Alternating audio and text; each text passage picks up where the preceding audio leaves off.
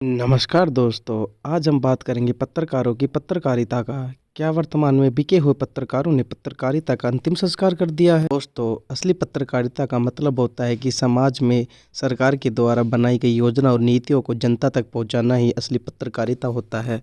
और दोस्तों, क्या आप जानते हैं पत्रकारिता को लोकतंत्र का चौथा स्तंभ भी कहा जाता है? जी हाँ, लोकतंत्र में पत्रकारिता ने ऐसे ही अपना स्थान हासिल नहीं किया, जबकि समाज के दायित्व को देखते हुए समाज ने उन्हें यह दर्जा दिया है।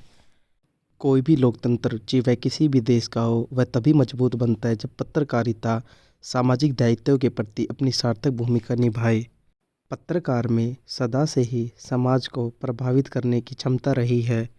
समाज में जो हुआ है, जो हो रहा है और जो होगा और जो होना चाहिए, इन सब पर पत्रकार को नज़र रखनी होती है।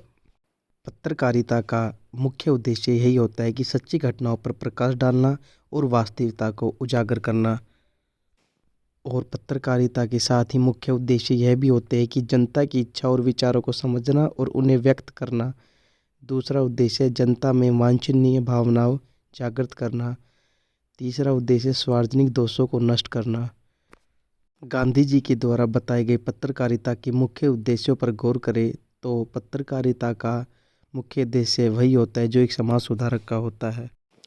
भारत के 9वें राष्ट्रपति शंकर दयाल शर्मा जी के अनुसार पत्रकारिता पेशा नहीं अपितु जनसेवा का माध्यम है। लोकतांत्रिक परंपराओं की रक्षा करने के साथ साथ शांति और भाईचारे की भावना बढ़ाने में भी इसकी अहम भूमिका है। पत्रकारिता के उद्देश्य व दायित्व में नई जानकारियाँ उपलब्ध कराना, सामाजिक जनमत को अभिव्यक्ति देना, समाज को उचित दिशा निर्देश, सामाजिक कुरीतियों को मिटाने की दिशा में प्रभावी कदम उठाना, धार्मिक सांस्कृतिक पक्षों का निष्पक्ष विवेचन करना, सामान्य जन को उनके अधिकार समझाना, कृषि जगत व उद्योग जगत की उपलब्धियां जनता के सामने लाना, सरकारी नीतियों का विश्लेषण और प्रसारण करना, स्वास्थ्य जगत के प्रति लोगों को सतर्क करना, सर्वधर्म स्वभाव को पुष्ट करना, संकटकालीन स्थितियों में राष्ट्र का मनोबल बढ़ाना, वासुदेव कुटुंबकम की भावना का प्रसार करना, समाज में मानव मूल्य की स्थापना के साथ साथ जनजीवन को विकासोन्मुख बनाना पत्रकारिता का दायित्व माना गया है। अपने दायित्व के प्रति कार्य करने के लिए पत्रकारिता का एक हाथ समाज की नब्ज पर होना बहुत ही जरूरी है, क्योंकि पत्रकारिता का अंतिम लक्ष्य राष्ट्रीय हित ही होता है। पत्रकारिता का पहला धर्म होता है निष्पक्षता। पत्रकार की लेखनी तभी प्रभावित हो सकती है जब वह निष्पक्ष होकर पत्रकारिता करे। आज की पत्रकारिता में इसकी बहुत ही अहम आवश्यकता है। होकर पत्रकारिता करना एक पत्रकार का परम धर्म माना गया है कि उसका कर्तव्य भी यही बनता है कि वह निष्पक्ष होकर पत्रकारिता करे। अब जानते हैं पत्रकारिता का दूसरा धर्म, सत्य के लिए संघर्ष करना। पत्रकारिता का संपर्क सबसे और मित्रता सिर्फ सत्य से होनी चाहिए। आज समाज में नकारात्मक पत्रकारिता बढ़ती जा रही है। समाचार का विश्लेषण अहम जरूरी है कि आखिर वह घटना क्यों घटी, इसकी जानकारी आम समाज को मिलनी जरूरी है। पत्रकार की तुलना सीमा पर खड़े जवान से की जाती है क्योंकि उसका मुख्य धर्म होता है सत्य के लिए संघर्ष करना। पत्रकारिता का तीसरा धर्म होता है मानवीय मूल्यों की रक्षा करना। बदलते परिवेश में पत्रकारों के समक्ष कई चुनौतियां हैं। ऐसे में मानवीय मूल्यों की रक्षा करना पत्रकारिता का धर्म है। सरकार और प्रशासन को मीडिया के माध्यम से तथ्यों की जानकारी मिलती है। इसके कारण ही प्रशासन पर दबाव बनता है और समस्याओं का समय पर ही निवारण होता है। इसलिए पत्रकारिता का अहम कर्तव्य बनता है कि वह सत्य तथ्यों को निर्भीक होकर पत्रकारिता करे। पत्रकारिता का चौथा धर्म होता है सामाजिक हित। पत्रकारिता का मूल उद्देश्य सामाजिक हित करना ही होता है। समाज सुधार और कल्याण में सहायता करना और इसमें बाधा उत्पन्न करने वाले तथ्यों का विरोध करना ही असली पत्रकारिता होती है। पत्रकारिता का पांचवा धर्म होता है अन्याय का पर्दाफाश कर न्याय के लिए लड़ना। लेकिन दोस्तों, आज आपको बड़ी ही दिलचस्प बात बताने जा रहे हैं न्याय को लेकर कि आज पत्रकारिता किस स्तर पर पहुंच गई है। पत्रकार और मीडिया हाउसेज आज स्वयं गुलाम हो गए हैं। आज देश के मीडिया और उसके बिजनेस पर पूरी तरह से किसी और का ही कंट्रोल हो चुका है। आज मीडिया स्वतंत्र नहीं है। मीडिया पर कंट्रोल का मतलब है उसकी नागरिकता का दायरा छोटा हो जाना। वर्तमान समय में पत्रकारिता की भाषा में दो तरह के नागरिक शामिल हो गए हैं। जिसमें एक है नेशनल और दूसरा एंटी नेशनल। एंटी नेशनल वह है जो सवाल करता है असहमति रखता है, नेशनल वह है जो सरकार की नीतियों की प्रशंसा करता है और उसमें अपनी सहमति रखता है, केवल वही लोग नेशनल है। दोस्तों आपको बता दें, ग्लोबल प्रेस फ्रीडम इंडेक्स के 2020 के आंकड़ों के मुताबिक पत्रकारिता में भारत 180 में से 142वें स्थान पर आया है, जो कि बेहद शर्मनाक आंकड़े हैं। दोस्तों यह आंकड़े दर्शाते हैं कि भारत में गलत सूचनाओं का प्रसार किस स्तर पर होता है। इससे यह भी पता चलता है कि पारदर्शिता के युग में भारत में फेक न्यूज़ का कितना बोलबाला है। वर्तमान समय में हो रही पत्रकारिता के जरिए यदि अगर आप किसी डेमोक्रेसी को समझने का प्रयास करेंगे तो यह एक ऐसे लोकतंत्र की तस्वीर बनाता है जहां सारी सूचनाओं का रंग एक है। यह रंग कभी सत्ता के रंग से मेल खाता है तो कभी विपक्ष के रंग से मेल खाता है। एक तरह से सवाल फ्रेम किए जा रहे हैं ताकि सूचना के नाम पर गलत धारणा फैलाई जा सके। एंकर जो अब बोलता कम और चिल्लाता ज्यादा है। स्टूडियो में मेकअप से ढका एंकर अब बोलता नहीं है, चीखता है। चीखने, चिल्लाने और डिबेट में लड़े बिना शायद अब भारतीय टीवी एंकर्स अपना काम कर ही नहीं सकते। वर्तमान समय में मेन स्ट्रीम और टीवी मीडिया का ज्यादातर हिस्सा गटर हो गया है। आज जनता सूचना के क्षेत्र में अपने स्पेस की लड़ाई लड़ रही है। तथ्यों को खोजने की इस दौड़ में सैकड़ों लोगों ने टीवी देखना व अखबार पढ़ना भी छोड़ दिया है। सूचनाओं के लिए वो नए फ्रीलांसर पत्रकारों Dhruv Rathee, Alt News, Quint, Wire, Newslaundry जैसे इंडिपेंडेंट यूट्यूब चैनल और ऑनलाइन न्यूज वेब पोर्टल का सहारा लेने लगे हैं। महात्मा गांधी ने कहा था कि यदि अखबार दुरुस्त नहीं रहेंगे तो फिर हिंदुस्तान की आजादी किस काम की।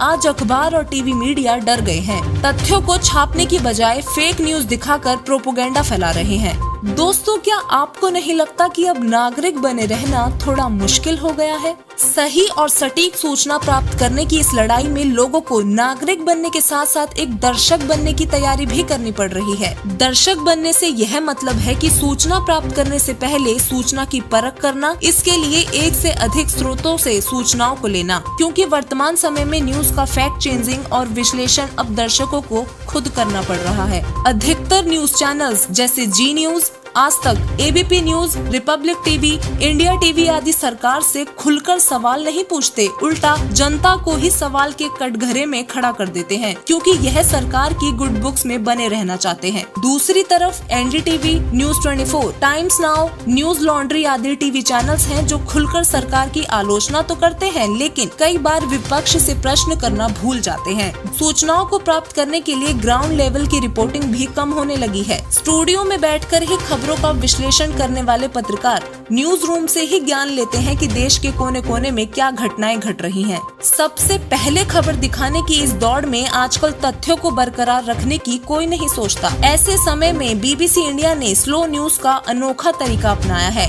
उन्होंने कहा है कि देर से ही सही, लेकिन सही, सटीक और प्रमाणित खबर दी जाए। ऐसे में ऑल्ट न्यूज जैसे छोटे न्यूज पोर्टल फैक्ट चेकिंग कर गलत खबरों का पर्दाफाश करते हैं। चंद लोगों द्वारा चलाए जा रहे इस न्यूज पोर्टल से बड़े बड़े अखबारों और न्यूज चैनलों की गलत खबरों का प्रमाणों के साथ पर्दाफाश किया जाता है। इसके अलावा सैकड़ों यूट्यूब चैनलों पर पारदर्शिता के साथ मेन स्ट्रीम मीडिया से बेहतर रिपोर्टिंग और पत्रकारिता निभाई जा रही है। जैसा कि सारा देश जानता है कि बिकाऊ पत्रकार टीआरपी के लिए क्या कुछ नहीं कर सकता, वहीं दूसरी ओर लगभग 90% मीडिया सरकार की योजनाओं को पारदर्शिता के साथ दिखाने की बजाय उनकी अंधाधुंध प्रशंसा इस प्रकार करती है जिससे ऐसा लगता है कि यह भारतीय मीडिया नहीं बल्कि सरकारी मीडिया है। ऐसे समय में भी रवीश कुमार, राजदीप सरदेसाई और संदीप चौधरी जैसे कई अन्य पत्रकार हैं जो सरकार की नीतियों की खुलकर आलोचना करते हैं और सरकार से खुलकर सवाल करते हैं। सरकार के सैकड़ों घोटालों को दर्शकों के सामने रखते हैं।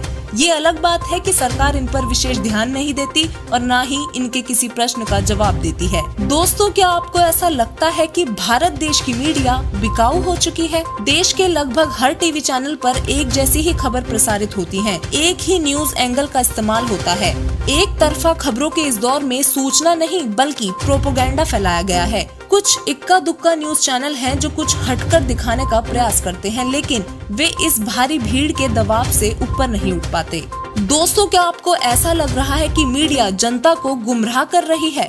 सच्ची निष्ठा से पत्रकारिता निभाने वाले आज देश में चुनिंदा है। कोई भी मीडिया हाउस आज जनता की आवाज नहीं बन पा रहा है, बल्कि किसी और एजेंडे से चलने वाली मीडिया फालतू खबरें दिखाकर काम के मुद्दों से देश की जनता का ध्यान हटाकर उन्हें गुमराह करती है। देश की जनता की आवाज को दबाकर उनका शोषण करने वाली मीडिया को सरकार का पूरा समर्थन प्राप्त है। ऐसे में जनता के लिए देश की न्यायपालिका ही एकमात्र विकल्प रह गई है। मीडिया का काम होता है जनहित का कार्य करना, जनता की आवाज को सरकार तक पहुंचाना। यदि आप अभी इस समय टीवी पर किसी भी न्यूज चैनल को चलाकर देखेंगे तो यही पाएंगे कि मीडिया जनता की आलोचना कर जनता को ही दोषी करार कर रही है। लॉकडाउन के समय रिया चक्रवर्ती, राफेल विमान और कंगना रनौत की खबरें दिखा कर सैकड़ों लोगों के जीवन को बर्बाद करने वाले अत्यंत महत्वपूर्ण मुद्दों को इन मीडिया हाउसों द्वारा दबा दिया गया। लोगों के साथ हो रहे अन्याय को दिखाना तो मानो मीडिया का अब कर्तव्य ही नहीं रहा।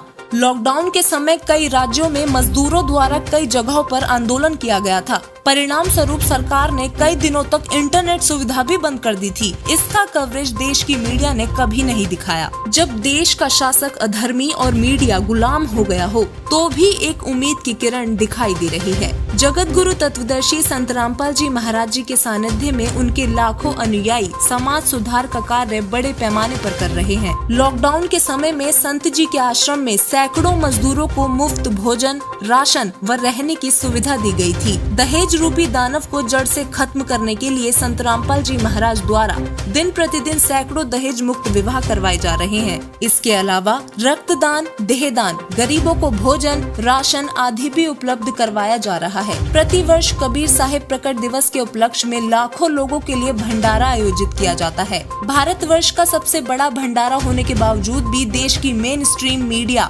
इसका कवरेज कभी नहीं करती और न ही नशा मुक्त भारत अभियान, दहेज मुक्त विवाह और बिना खर्च और दवा के ठीक हो रहे लोगों के विचार ही जानने के लिए संत रामपाल जी के आश्रम जाकर सच्चाई जानने का प्रयास नहीं करती। अफसोस की बात ये है कि देश के पत्रकार निर्भीक, सच्ची और निष्पक्ष पत्रकारिता करना भूल चुके हैं और मीडिया चैनल फेक न्यूज दिखाकर सरकार की चमचागिरी कर अपना व्यापार चमका रहे हैं। राह से भटक चुके पत्रकारों को चाहिए कि अपना कार्य ईमानदारी से करें और भगवान का डर रखें और अपनी गलती सुधार करके एक सच्चे पत्रकार होने का फर्ज निभाएं, ताकि जनता और समाज दोनों उन्नत हो सकें तथा साथ ही सार्थक पत्रिका दोबारा से जन्म ले सके। धन्यवाद।